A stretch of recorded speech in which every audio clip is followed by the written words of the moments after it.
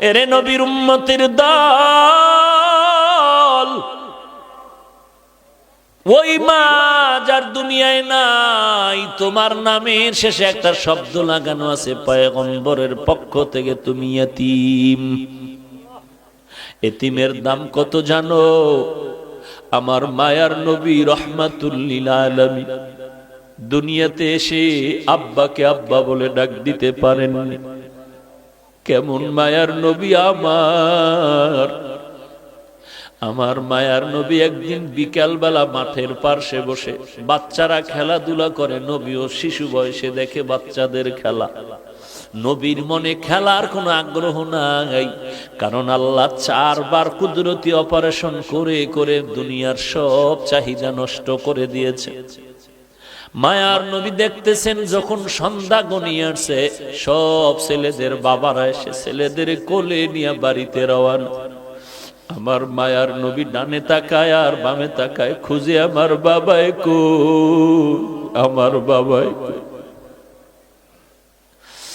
আমার নবী চোখের পানি ছেড়ে কান্না করেন, এই ছেলেদের বাবা আছে, আমার বাবাই কই।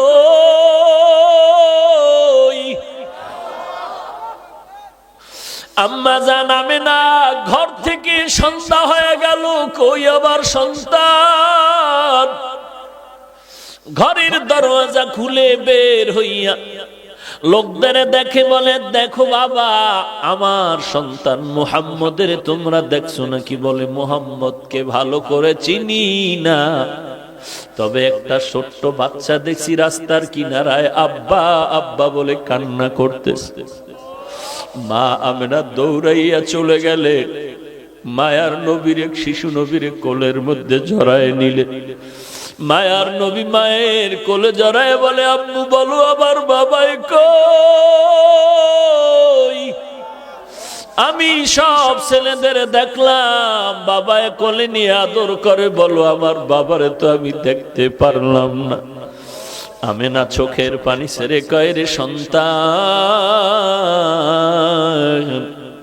তুমি দুনিয়াতে আসার আগে তোমার বাবা ব্যবসা করতে গিয়া আর বাড়িতে ফেরত আসতে পারে নাই। মায়ার নবী বলেন, আম্মা আমার বাবার কবরটাকে একটু দেখাইবা, আমি বাবার কবরের কাছে একটু সালাম দিতেছে। মা আমেনা দৌড়ায় চলে গেলেন দাদার কাছে, আপনার নাতি তার বাবার কবর দেখতে চায়। দাদায় অনুমতি দিয়া বলে, দাসী উম্মে আয়মান আর আমেনা সহ রওনা হয়ে যাও, দেখাইয়া নিয়ে আসো।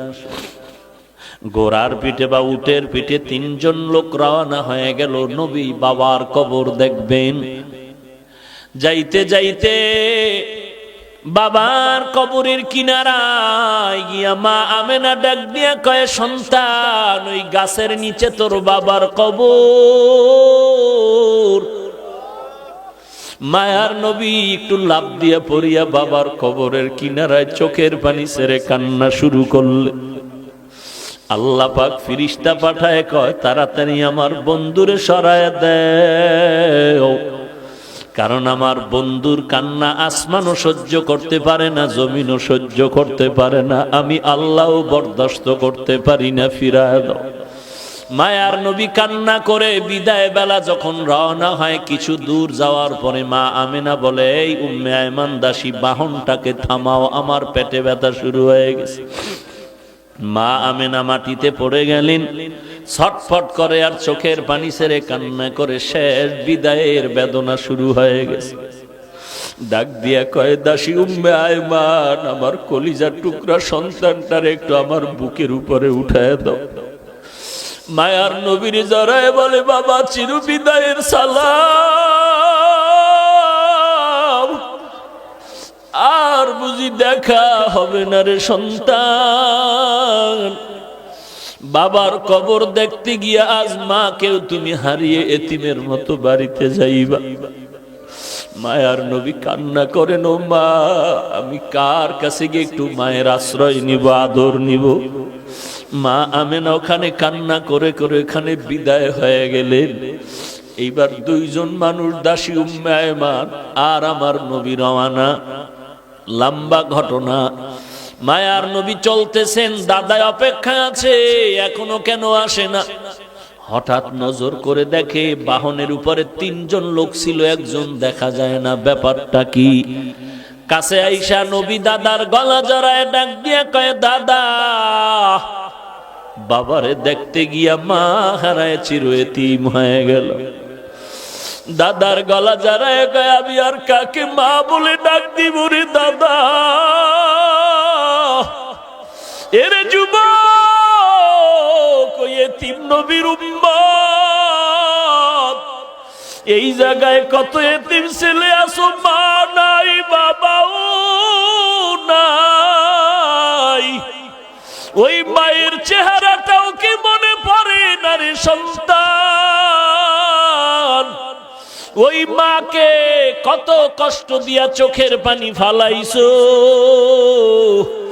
ওই মায়ের কলিজায় যারা আঘাত করেছো, চোখের পানি ছাড়ি আমার মাওলার কাছে তওবা কর। আমার মাওলা যদি ক্ষমা না করে তোর উপায় নাই। আল্লাহর নবী এতিমদের জন্য কত দয়ার নবী আমার।